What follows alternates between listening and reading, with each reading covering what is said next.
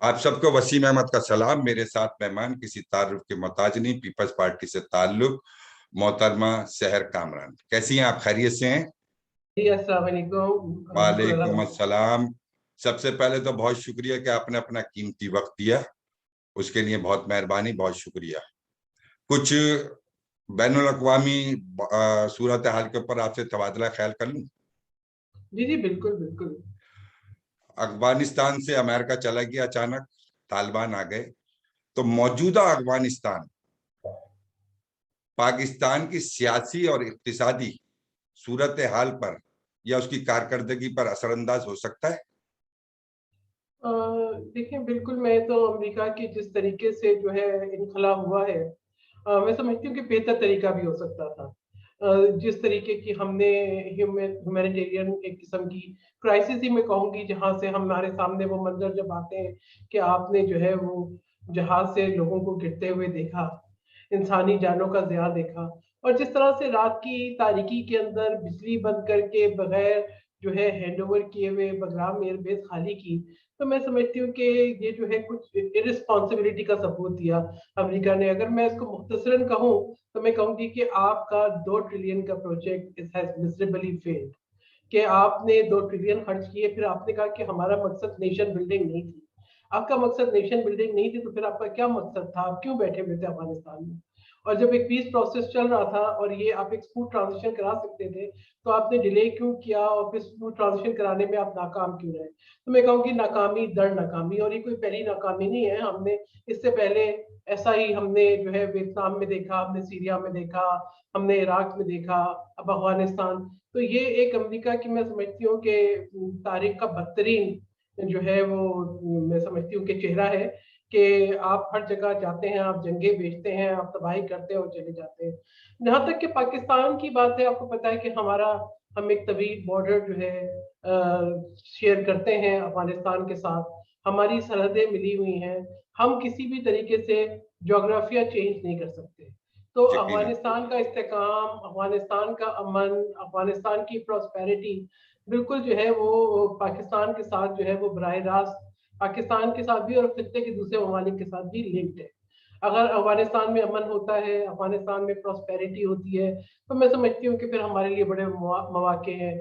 हमारे जो है वो तजारती मौके भी हैं, अमन के मौके भी हैं, एक अच्छी नेबरहुड के मौके भी हैं। और पाकिस्तान का आपको पता है कि हमने दहशतगर्दी की जंग में बेशुमार कुर्बानियां दी है। यकीनन। 83,000 कीमती जानों का ज़िया। फिर आप भी देखिए कि मैं कहूँगी कि अगर मैं इसको फाइनेंशियल टर्म्स में, मॉनेटरी टर्म्स में नहीं भी कहूँ, तो हमारा social fabric of society disturb हो गया। आप रेडिकलाइजेशन, इंतहा पसंदी, और उसके खिलाफ जो है एक हमने इतने कीमती जानों के ज़िया के बाद एक बड़ी मुश्किल जंग लड़के अपनी सरहदों के अंदर दहशतगर्दी पे कंट्रोल किया। लेकिन आज भी आपको पता है कि टीटीपी के एक अटैक के अंदर कीमती जानों का ज़िया हुआ बलूचिस्तान में, एफसी की चेक पोस्ट के ऊपर। तो ये जो कोयटा के अंदर, तो आप ये देखें कि ये तमाम बातें हैं जो हमें बहुत कंसर्न है कि अफगानिस्तान के अंदर क्या टीटीपी को कोई जगह तो नहीं मिलेगी? क्या टीटीपी के वो लोग जो कि जेलों से रिहा हो गए हैं, वो पाकिस्तान की सरजमीन पे कोई दहशतगर्दी की कार्रवाइयां तो नहीं करेंगे? अब तालिबान कहते तो ये है, लेकिन देखना होगा हमें कि आगे कैसी हुकूमत बनती है, किस तरह से मामला तय होते हैं, उनकी लोकल जो पॉपुलेशन है वो उस पर कैसे उसको एक्सेप्ट करती है या रिएक्ट करती है, और उसके असरात जो है स्पिल ओवर पाकिस्तान पे कैसा आता है। अच्छा, जो जो हकूमती तालिबान है और एक आम तालिबान जो सदियों से लड़ते आ रहे हैं, आपको लगता है मुस्तकबिल करीब में इन दोनों के रवैये सेम होंगे, ये एक प्लेटफॉर्म पर होंगे? देखिए, पहली बात ये, अगर हम थोड़ा सा देखें जो है कबायली कल्चर को, तो कबायली कल्चर इतनी आसानी से नहीं बदलते। चाहे वो लीडरशिप हो, चाहे वो आम एब्सोल्युटली। तालिबान हो। उनकी कुछ रिवायात होती हैं, उनके वो अपने कल्चर में, अपनी नॉर्म्स में, अपने ट्रेडिशंस में बहुत ज़्यादा जो है मेरे ख्याल में कि इतनी ज़्यादा उनकी पेनिट्रेशन होती है कि आप ये नहीं कह सकते कि जी तालिबान बदल गए। हाँ, रवैये बदल गए इसलिए कि वो लोग जो कि आज लीडरशिप रोल में है, उनको इस दौरान एक एक्सपीरियंस मुख्तलिफ किस्म का मिला कि उनके इंटरेक्शन हुए, उन्होंने इंटरनेशनली भी, मैं कहूँगी इंटरनेशनल डिप्लोमेसी भी हुई, इंटरनेशनल इंटरेक्शन भी हुए, वो दोहा में भी हुए, वो मॉस्को में भी हुए, दुनिया की बड़ी ताकतों के साथ वो बैठे। तो इस दौरान उनके कुछ एक्सपीरियंसेस हैं और उन्होंने आज की इस रियलिटी को समझ लिया है कि हम दुनिया से कट के नहीं रह सकते। अगर हमें अपनी हुकूमत भी बनानी है तो हमें जो है वो इक्तिसादी इस्तेकाम के लिए, अपने हुकूमत के इस्तेकाम के लिए, सियासी इस्तेकाम के लिए, अपनी लेजिटिमेसी के लिए जो हमारे ये रवाबित हैं, ये ताल्लुकात हैं, ये रखने हैं। तो ये एक अहम चीज़ है जो उन्होंने समझी और एक किस्म का तासुर वो दे भी रहे हैं। लेकिन ये कि आगे हालात क्या होते हैं और एक आम तालिबान और जो मुख्तलिफ जो है उनके जो वॉर लॉर्ड्स हैं, वो किस तरह से रिएक्ट करते हैं, इसके लिए जो है ना मैं समझती हूँ कि वेट एंड सी वाली बात जो है वो दुरुस्त होगी। तो आप जो अफगानिस्तान की मौजूदा सूरत हाल है उसमें आपकी जमात और मौजूदा गवर्नमेंट की कारकर्दगी को आप कैसे देख रही हैं? देखिए, मैं समझती हूँ कि हमें हमारी तो कारकर्दगी नहीं है ना, मैं कहूँगी पाकिस्तान इज अ फैसिलिटेटर। हमने जो है इनखला में मदद दी, हम अफगानिस्तान के अमन पे यकीन रखते हैं, हम ये चाहते हैं कि वहाँ पर जो है वो अफगान लेड हुकूमत हो, अफगान ओन हुकूमत हो। हमारी तो ये मतलब एक ख्वाहिश एज ए नेबर जरूर है। और दूसरी मैं समझती हूँ कि जब जो सबसे बड़ा कंसर्न है हमारा कि हमारे जो मामलात हैं वो दुरुस्त चले, अफगानिस्तान की सरजमीन पाकिस्तान के खिलाफ इस्तेमाल ना हो। तो हुकूमत की आप तो विफाक की कारकर्दगी से मुतमईन हैं अफगानिस्तान की सूरत हाल पर? नहीं, मैं तो बहुत से मुझे तहफ़्फ़ुज़ात हैं, स्पेशली कुछ ऐसे बयानात, कुछ जल्दबाज़ी में तो समझती हूँ कि इस मामले के ऊपर जो है पार्लियामेंट को इनको मुकम्मल तौर पर एतमाद में लेके एक नैरेटिव, एक पॉलिसी बननी चाहिए, जिसके ऊपर पूरा पाकिस्तान एक ज़ुबान हो। अगर ये समझते हैं कि इसके अंदर भी आइसोलेशन में रहेंगे, तो देखिए आपके जो कौमी नैरेटिव होता है वो बहुत अहम होता है। तो फिर मैं समझती हूँ एक के बाद दूसरी गलती, कभी आपने फ़ोन ना आने का गिला किया, कभी आपने कुछ ऐसा बयान दे दिया, कभी एनएसए बयान दे देते हैं, फिर उसका रिबटल इशू करते हैं, कभी। तो मैं समझती हूँ कि ये बहुत इमेच्योर बात है कि एक वजीर कहता है कि कोई रेफ्यूजीज नहीं आ रहे, एक ये कहता है कि जी हम खवातीन और बच्चों को नहीं छोड़ेंगे। तो जो सूरत हाल है, ज़मीनी हकायक है, वो बहुत मुख्तलिफ है। तो मैं ये समझती हूँ कि ये बहुत ज़रूरी है कि एक नैरेटिव बनाएं, आए, बैठें, डिलिब्रेशन करें, अपोजिशन किसको भी साथ लें। देखिए, पाकिस्तान पे ये जिम्मेदारी हम सबकी है। पार्लियामेंट से जो पॉलिसी निकलेगी, जैसे नेशनल एक्शन प्लान पाकिस्तान से एब्सोल्युटली। पार्लियामेंट से निकला था, जो तो एब्सोल्युटली। एक एब्सोल्यूट हमारी एक कंसेंसस था पार्लियामेंट का, इसका मतलब है पूरी कौम का। उसने ये हमें जो है इस बात में मदद दी कि हम दहशतगर्दी के खिलाफ एक जंग को जीत सकें। और उसके बाद फिर मैं समझती हूँ कि इसी तरीके से आप देखें, जब अमेरिका ने सलाला चेक पोस्ट पे हमला किया था, उसके बाद उस वक्त भी पार्लियामेंट ने यक जुबान होके नेटो सप्लाई रूट्स को बंद किया था और अमेरिका जैसी सुपर पावर को पाकिस्तान से माफी मांगनी पड़ी थी। तो मैं समझती हूँ कि पार्लियामेंट की ताकत को समझना चाहिए, सबको एतमाद में लेना चाहिए, एक कंसेंसस, नेशनल कंसेंसस जरूर डिमॉन्स्ट्रेट होना चाहिए। मुझे जो एक खौफ है ना, मैं कहती हूँ कि हमारे यहाँ दो तरह के रवैये पाए जाते हैं। एक वो जो बिल्कुल एंटी तालिबान है, जिससे मतलब, और एक वो है जो कि बिल्कुल समझते हैं कि जी इतने ओवर एक्साइटेड है कि जी वो जीत गए और इंतहा दुनिया पर पसंदी का अब एक ताक़ीद है। तालिबान की हाँ, हुकूमत आ हाँ। जाएगी। तो मैं समझती हूँ कि पाकिस्तान में तालिबानाइजेशन ना लाए। हमारा अपना जो कल्चर है, रिवायात है, आइन है, जो हमारे यहाँ हकूक हैं, उनको रहना चाहिए है। और हम ये उम्मीद करते हैं कि अफगानिस्तान में भी अब जैसे यकीन दहानी करा रही है तालिबान की लीडरशिप के, खवातीन के हकूक जो है उनका ख्याल रखा जाएगा, उनको उनके ऊपर उस तरह की पाबंदियां नहीं होंगी जैसे पहले हो हुई, या ऐसा नहीं होगा कि हम कोई इंसानी क्राइसिस देखेंगे। तो मैं कहती हूँ, लेकिन अभी इस पे तज्जिए करना या हम अपनी ख्वाहिश का इजहार करें कि ऐसी हुकूमत हो या वैसी हुकूमत हो, आई बिलीव कि ये दुरुस्त नहीं है। और हुकूमत को भी इस सिलसिले में अपने वज़रा को भी समझाना चाहिए कि थोड़ा तहम्मुल करें, और जो है राइट। अगर कोई चीज़ है तो उसको बैठ के डिस्कस करें। और एक दफ्तर खारजा है जिसका ये काम है, ऐसे हसास मामला पे दफ्तर खारजा को ये मौका दे कि वो पॉलिसी नैरेटिव यकीन जो है। है उसको बयान करे। यकीन है। जो इस वक्त अफगानिस्तान है, आपको लगता है कि भारत इस वक्त इस सूरत हाल में दबाव का शिकार है और कश्मीर की खसूसी हैसियत बहाल कर सकता है? क्या ऐसे कुछ सिचुएशन आपको दिखाई देती है? देखिए, पहली बात ये है कि मैं कहती हूँ आप कभी भारत को या अपने दुश्मन को अंडर एस्टिमेट ना करें। ठीक है। डेफिनेटली। हाँ, तो हम ये कह रहे हैं कि जी भारत आज बाहर निकल गया, ये कैसे? देखिए, भारत बहुत से ऐसे फोरम से बैठा है, उसकी इतनी इंग्लिश है, वो जो है किसी ना किसी तरीके से पाकिस्तान को नुकसान पहुंचाने की पूरी कोशिश करेगा। और आप ये कहेंगे कि और फिर तालिबान जो है वो किसी भी खत्ते के मुल्क से बिल्कुल अलग नहीं होंगे, ना ही हम उनको डिक्टेट करा सकते हैं। हाँ, हम ये जरूर कंसर्न है हमारा कि अफगानिस्तान की सरजमीन जैसे पहले पाकिस्तान के खिलाफ यूज हुई, जहां पे हमने देखा कि जी रॉ और एनडीएस का एक नेक्सस रहा, वो अब ना हो। ये हमारी, मैं समझती हूँ कि पाकिस्तान के लिए सबसे बड़ा कंसर्न है।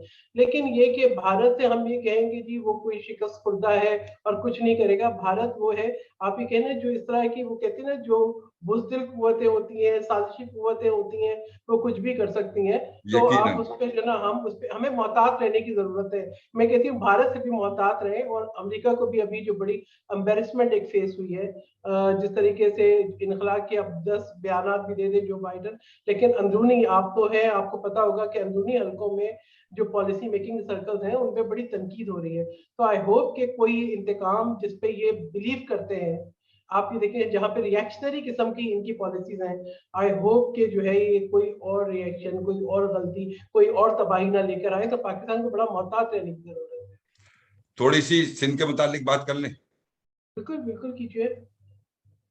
क्या पीपल्स पार्टी बल्दियाती इलेक्शन कराने में दिलचस्पी रखती है? जी बिल्कुल दिलचस्पी रखती है, बिल्कुल बल्दियाती इंतखाबात होंगे। और हमारे कुछ कंसर्न थे जो मेरे ख्याल में सिंध के अंदर रहने वाली बाकी पार्टियों के भी कंसर्न थे। सेंसस के ऊपर हमारा कंसर्न था, और हम सब समझते हैं कि सिंध की पॉपुलेशन जो है वो सही काउंट नहीं हुई। और जब हमने सेंसस को एक्सेप्ट भी किया था, तो कंडीशनल था वो वन टाइम इंतखाबात, ठीक है, वो उसमें कंडीशनल था। और उसके अंदर तमाम पार्टी शामिल थी जो उस वक्त ऑपोजिशन की पार्टी थी। उसमें एमकेएम भी शामिल थी, उस वक्त पीटीआई भी शामिल थी।